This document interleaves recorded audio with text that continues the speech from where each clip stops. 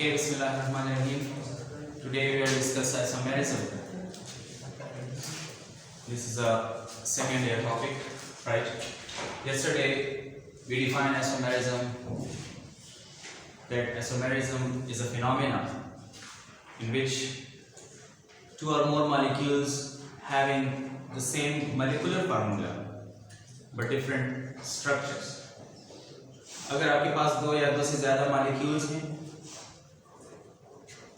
उनका molecular formula same है अगर और उनके स्ट्रक्चर्स अगर डिफरेंट हैं, तो इनकी प्रॉपर्टीज भी डिफरेंट होंगी और वो डिफरेंट मॉलिक्यूल्स होंगे. ऐसे मॉलिक्यूल्स को हम आइसोमर्स कहेंगे क्योंकि इनका मॉलिक्यूलर फार्मूला सेम है, सिर्फ उनकी जो स्ट्रक्चरल अरेंजमेंट है वो डिफरेंट हो. ठीक है. सो आइसोमेरिज्म में हमारे पास same molecular formula and different structure होंगे. ठीक है. सो ये दोनों खुसूसियात अगर एक से ज्यादा मॉलिक्यूल्स में मौजूद हैं तो ऐसे मॉलिक्यूल्स को क्या कहेंगे हम? आइसोमर्स कहेंगे. बात समझ में आ रही? So isomers are basically molecules having same molecular formula but different structures. ठीक है. अब आइसोमेरिज्म अगर हम इसकी क्लासिफिकेशन करें तो हमारे पास दो मेजर टाइप्स इसकी आती हैं. एक को हम कहेंगे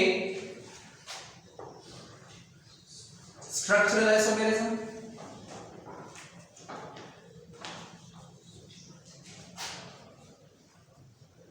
और एक को हम कहेंगे स्टीरियो आइसोमेरिज्म.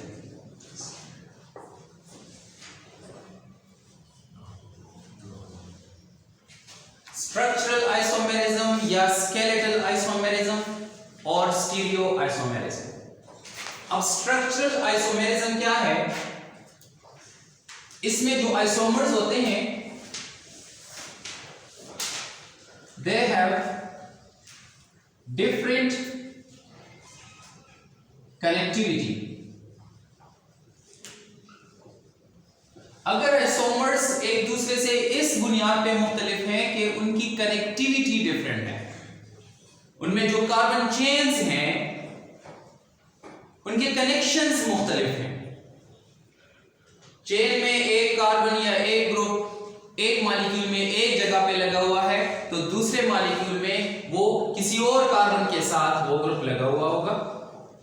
तो इस तरह केस में आपके पास जितने आइसोमर्स बनेंगे उसको हम स्ट्रक्चरल आइसोमर्स कहेंगे. ठीक है. जबकि स्टीरियो आइसोमेरिज्म में जो आइसोमर्स होते हैं they have different orientations.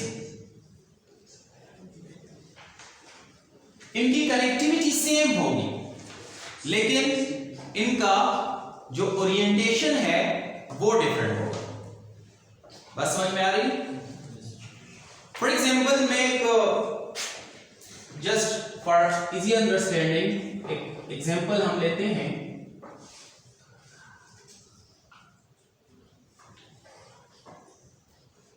इस कार्टून को आप कंसिडर करें. ठीक है. इसके मुख्तलिफ पार्ट्स हैं. देखें, अब ये इसका हेड हो गया, ये ट्रंक एरिया हो गया, ये लेग्स और ये हैंड्स. ठीक है. तो हेड, ट्रंक, लेग्स और हैंड ये इसके पार्ट्स हो गए. मतलब मॉलिक्यूलर फार्मूला अगर आप इसको कंसिडर कर लें तो इसमें जो पार्ट्स हैं, एक पार्ट ये हो गया, एक ये हो गया, एक ये पार्ट हो गया, एक ये पार्ट हो गया. अब इसकी रीअरेंजमेंट हम करते हैं या हम इसको यूं लिख सकते हैं.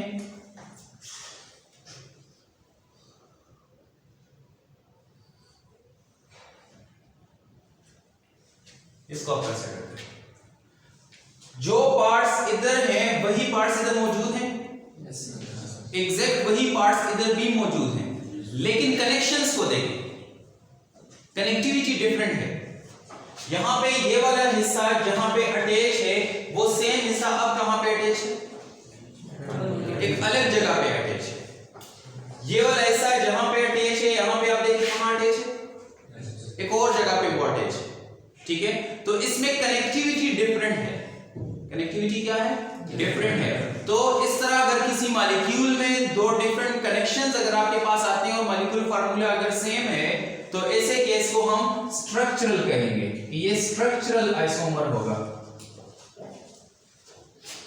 डिफरेंट कनेक्टिविटी होगी। और जो स्टीरियो आइसोमरिज्म की हमने बात की कि you will have different orientation. Orientation का मतलब होता है अरेंजमेंट इन स्पेस।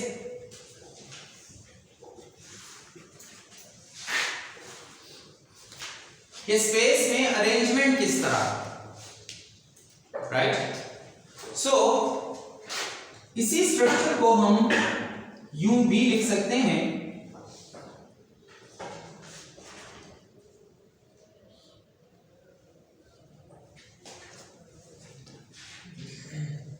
सो वही सेम आपके पास जितना जो चीज यहां पे मौजूद है वही ये भी है, लेकिन ओरिएंटेशन में फर्क है। यहां पे आप ओरिएंटेशन ऑफ हैंड्स को देखें और यहां पे ओरिएंटेशन ऑफ हैंड को देखें, राइट। जो लेग्स हैं उनकी ओरिएंटेशन को आप देखें, बस समझ में आ रही है। तो अगर इस तरह देखें आप, इसकी कनेक्टिविटी वही है। ये हेड जहां पे अटैच है इधर भी एग्जैक्ट उसी जगह पे अटैच है, यहां भी ये हैंड्स जहां पे अटैच है एग्जैक्ट उसी जगह पे अटैच है, यहां पे ये लेग्स जहां पे अटैच है एग्जैक्ट उसी जगह पे ही अटैच है। तो अटैचमेंट जो है वो सेम है, कनेक्टिविटी सेम है। फर्क किस चीज का है, ओरिएंटेशन का है। अरेंजमेंट इन स्पेस जो है वो डिफरेंट है, थ्री डायमेंशनल अरेंजमेंट जो है वो डिफरेंट है। सो इस तरह का अगर आपके पास कोई केस आता है वो स्टीरियो आइसोमेरिज्म में होगा। तो ये वाला केस क्या होगा, ये स्टीरियो होगा। सो दो तरह का आइसोमेरिज्म हम पढ़ेंगे, एक स्ट्रक्चरल आइसोमेरिज्म जिसमें डिफरेंट कनेक्टिविटी को हम देखेंगे, जिसमें ग्रुप्स जो हैं वो डिफरेंट जगहों पे अटैच होंगे मुख्तलिफ आइसोमर्स में। और स्टीरियो आइसोमेरिज्म में the only difference will be that of the orientation different होगी, right। अब स्ट्रक्चरल आइसोमेरिज्म जो है इसको हम मजीद डिवाइड करते हैं। स्ट्रक्चर जो है इसमें हमारे पास चेन आइसोमेरिज्म है, इसमें हमारे पास पोजीशन आइसोमेरिज्म है, similarly we have functional group isomerism,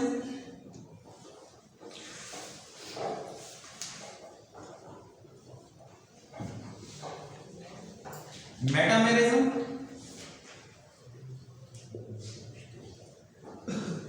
and tautomerism. These are the different types of the structural isomerism. जबकि जो स्टीरियो आइसोमेरिज्म है वो हमारे पास या तो ज्योमेट्रिकल आइसोमेरिज्म होगा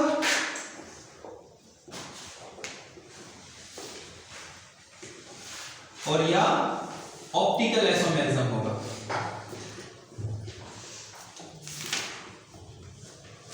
ठीक है, जो स्ट्रक्चरल आइसोमेरिज्म है या तो ये चेन आइसोमेरिज्म होगा या पोजीशन होगा या फंक्शनल ग्रुप होगा या मेटामेरिज्म होगा या टॉटोमेरिज्म होगा। जबकि स्टीरियो आइसोमेरिज्म जो आपके पास है this will be either geometrical isomerism और ऑप्टिकल आइसोमेरिज्म। बात समझ में आ रही है।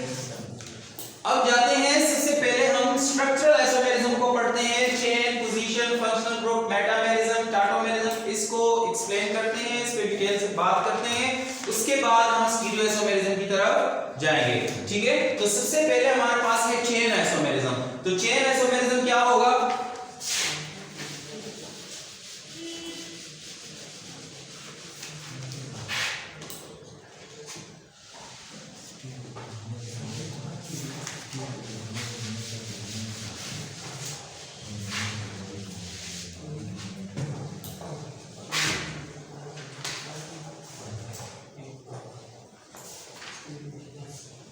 चेन आइसोमेरिज्म में हमारे पास जो आइसोमर्स होंगे, आइसोमर्स हमने डिस्कस कर लिया कि आइसोमर्स वो मॉलिक्यूल्स जिनका मॉलिक्यूलर फार्मूला सेम होगा लेकिन स्ट्रक्चर उनका डिफरेंट हो, उनको हम आइसोमर्स कहते हैं। अब इसमें चेन आइसोमर्स कौन से होंगे? चेन आइसोमेरिज्म कहां पे होगा?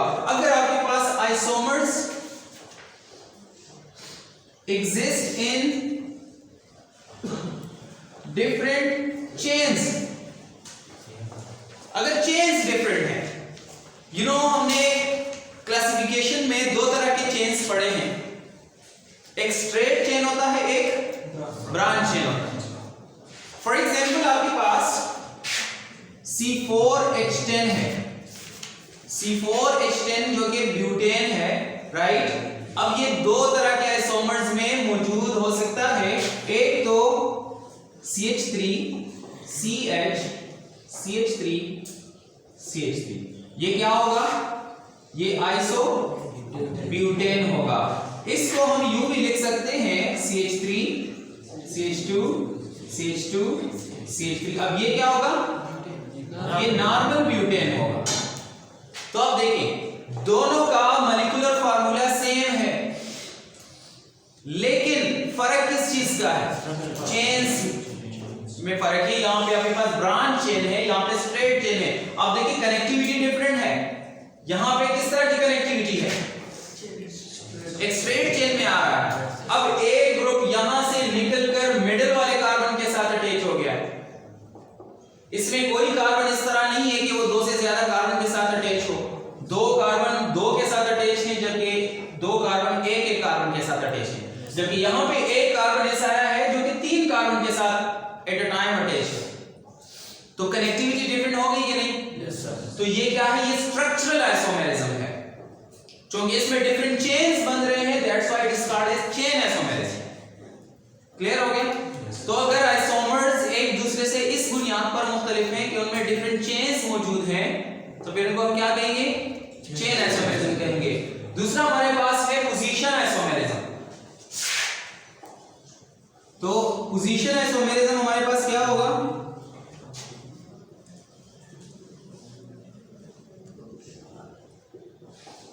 Position isomerism is the type of isomerism, in fact the structural isomerism, in which the functional groups are at different positions.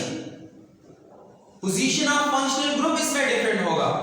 So isomers having different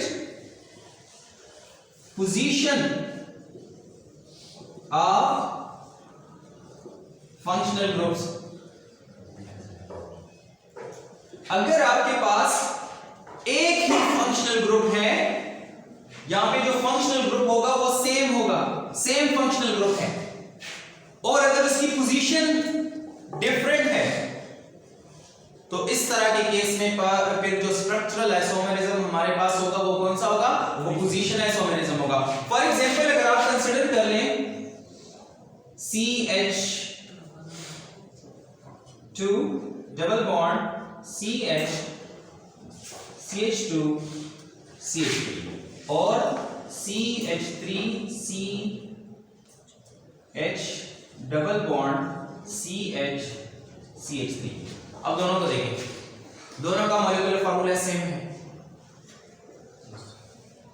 molecular formula क्या है? C4H8, ठीक है। अब इसको देखें तो ये क्या है? ये 1 ब्यूटीन है, और ये क्या है? ये 2 ब्यूटीन है, और दोनों का मॉलिक्यूलर फार्मूला क्या है? C4H8। दोनों का मॉलिक्यूलर फार्मूला सेम है, लेकिन एक 1 ब्यूटीन है, इसमें डबल बॉन्ड जो कि फंक्शनल ग्रुप है, उसकी पोजीशन क्या है? 1 है। दूसरे में क्या है? 2 है। तो अगर फंक्शनल ग्रुप डिफरेंट पोजीशन पे आ रहा है, इसका मतलब ये कौन सा आइसोमेरिज्म होगा? पोजीशन आइसोमेरिज्म होगा। या for example CH3 CH2 CH2OH और CH3 CH3OH।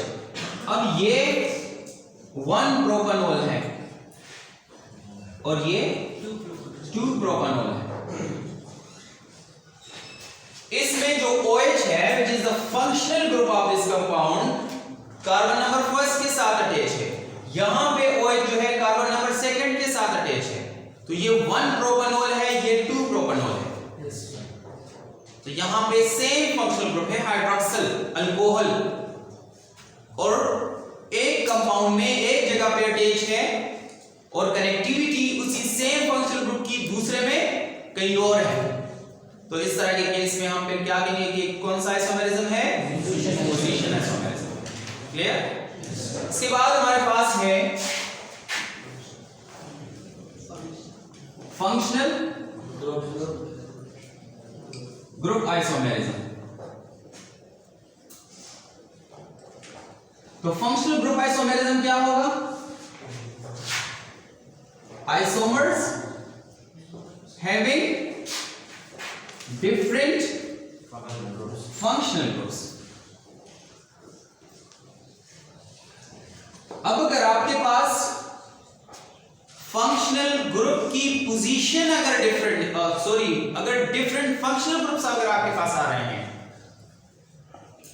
if you have different functional groups in molecules having same molecular formula, so फिर उस केस में हमारे पास फंक्शनल ग्रुप आइसोमेरिज्म होगा। मसलन you have CH3 CH2 OH, this is ethanol, ठीक है, ये क्या है? इथेनॉल है। अगर हम यू लिखें CH3O CH3, this is methoxy methane या डाई मिथाइल ईथर। अब यहां पे जो फंक्शनल ग्रुप है that is O, ether functional group है। यहां पे जो फंक्शनल ग्रुप है वो हाइड्रोक्सिल अल्कोहल फंक्शनल ग्रुप है। दोनों का molecular formula C2H6O, molecular formula दोनों का क्या है? C2H6O।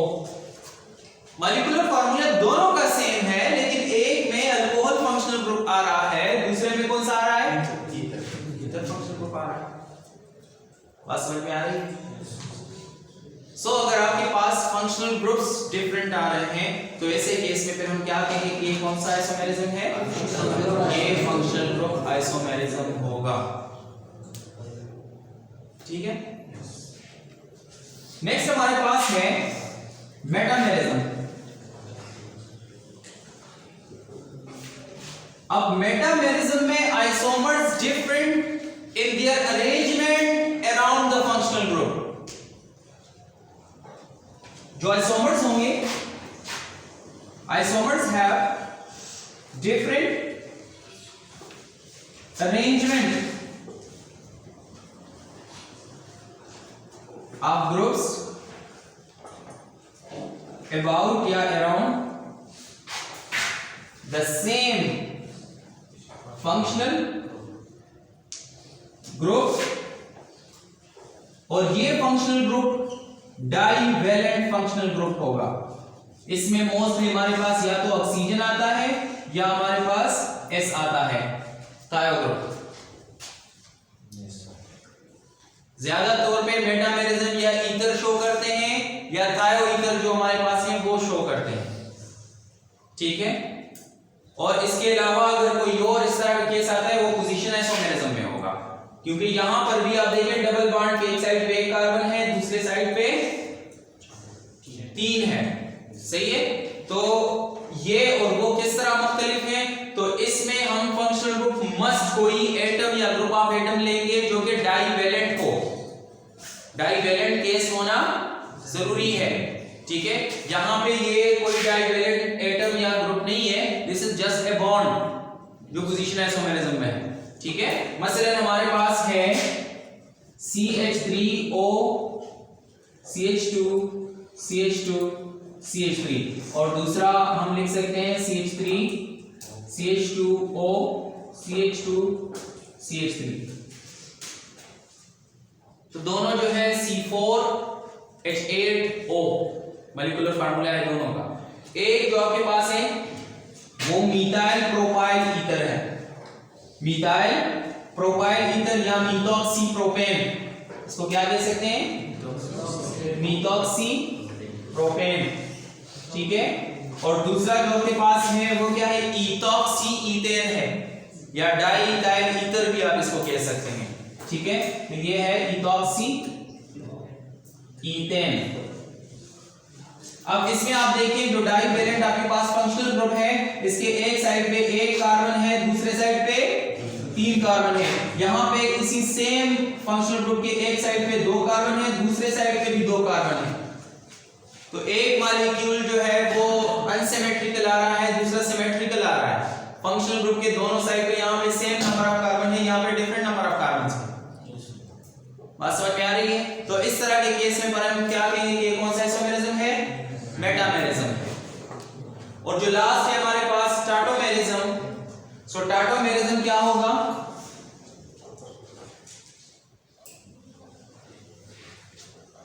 टाटोमेरिज्म में अगर हमारे पास ऐसे आइसोमर्स अगर हैं जिनमें डिफरेंट फंक्शनल ग्रुप्स आ रहे हैं और वो एक दूसरे से डिफर कर रहे हैं just on the basis of the position of the proton.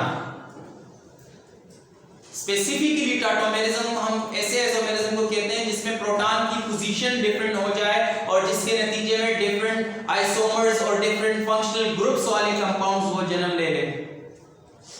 तो जो आइसोमेरिज्म क्रिएट होगा उसको हम टाटोमेरिज्म कहेंगे, ठीक है। मसलन हमारे पास है CH3 C double bond O CH3, ठीक है। और इसमें क्या होगा, CH3 C double bond O की जगह पे OH, यहां पे डबल बॉन्ड और CH2 आ जाए। तो ये है कीटोन है, ये एसीटोन, ठीक है। इसमें कीटोन ग्रुप मौजूद है और ये इनोल ग्रुप इसमें मौजूद है, प्रोपिनोल।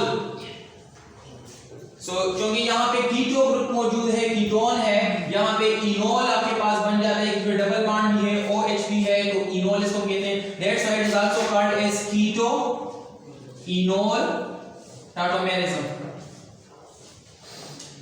अब इसमें सिर्फ एक प्रोटॉन की पोजीशन डिफरेंट है, they are different from each other just on the basis of the position of the proton। आप अगर यहां पे देखें CH3 को मैं इस तरह लिखता हूं, ये हो गया CH3, ठीक है। तो क्या होगा कि सबसे पहले यहां पे जो ऑक्सीजन है बिकॉज़ ऑफ इट्स इलेक्ट्रोनेगेटिविटी ये यहां से प्रोटॉन लेगा, ठीक है। ये जब प्रोटॉन ले लेता है तो इसका पॉजिटिव चार्ज आएगा, उसको खत्म करने के लिए ये यहाँ पे इसका अपना बॉन्ड शिफ्ट होगा, तो ये डबल बॉन्ड सिंगल बॉन्ड में कन्वर्ट हो जाएगा, O के साथ सिंगल बॉन्ड रह जाएगा, ठीक है। जो डबल बॉन्ड है पाई इलेक्ट्रॉन्स हैं वो इधर नीचे आ जाएंगे, ये डबल बॉन्ड बन जाएगा। यहां से एक हाइड्रोजन जो है वो O के पास चला गया है तो ये CH3 से CH2 बन जाता है, इसका एक हाइड्रोजन इधर आ गया। तो यहाँ पे हाइड्रोजन कार्बन के साथ मौजूद है, ठीक है। और वही हाइड्रोजन जो है अब किस कहां पे है, ऑक्सीजन के साथ है। तो हाइड्रोजन आयन क्या होता है, प्रोटॉन होता है, ठीक है। तो इसमें जस्ट पोजीशन ऑफ प्रोटॉन जो है वो डिफरेंट है, पोजीशन ऑफ प्रोटॉन क्या है, वो डिफरेंट है। So they are different just on the basis of the position of proton, ठीक है। इनफैक्ट ये यहाँ पे अगर एग्जैक्ट आप इसको देख लें तो ये वाला बॉन्ड इधर शिफ्ट होगा, इसमें माइनस चार्ज आएगा, इसमें जो माइनस चार्ज आएगा यहाँ से ये प्रोटॉन लेगा, इसका जो बॉन्ड है वो इधर शिफ्ट हो जाता है, ठीक है। क्योंकि प्रोटॉन विदाउट इलेक्ट्रॉन जाएगा तो इसका इलेक्ट्रॉन नीचे आ जाएगा यहाँ पे, सही है। ये वाला इलेक्ट्रॉन ऑक्सीजन की तरफ जाएगा, इसमें नेगेटिव चार्ज जब आएगा ये हाइड्रोजन को लेगा, ठीक है। और अगर वापस ये होता है तो उस केस में ये वाला बॉन्ड पे इधर शिफ्ट होगा, इसमें पॉजिटिव चार्ज नेगेटिव चार्ज आ जाएगा, ठीक है।